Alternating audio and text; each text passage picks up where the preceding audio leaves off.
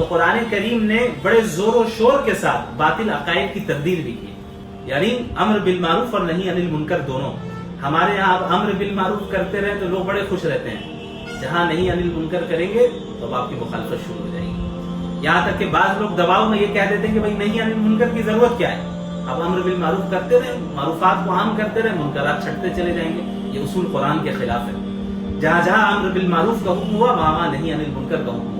اگر یہی حکمت اور مصلحت کا تقاضا ہے کہ منکرات پر رد نہ کیا جائے تو سب سے زیادہ اس بات کی مستحق رسول اللہ صلی اللہ علیہ وسلم تھے کہ جیسے حالات مکہ المکرمہ کے قائم ہو چکے تھے، جہاں حضرت سمیہ کو چیر دیا گیا ان کے جسم کو، جہاں حضرت بلال پر کوڑے پڑ رہے ہیں، اس سے زیادہ بڑی حکمت کی بات اور کچھ نہیں ہوتی کہ ابھی صرف میٹھی میٹھی باتیں کی جائیں. لیکن حکمت اور مصلحت وہ ہے جو اللہ کے نبی نے پیش کیا، نہ کہ ہماری عقل جو کہتی ہے. آپ صلی اللہ علیہ وسلم غلط عقائد کی تردید سے اور باطل کی تردید سے اور اس کی اصلاح سے کبھی انہوں نے روگردانی اختیار نہیں کی، بلکہ ڈنکے کی چوٹ پر کہا کہ غلط عقیدے کو اختیار نہ کرو، بت پرستی کو ترک کرو، ایک اللہ کی اطاعت کریں، سود سے بچ جائیں، حرام کمائی سے بچ جائیں. یا رسول اللہ صلی اللہ علیہ وسلم نے بار بار ان چیزوں کو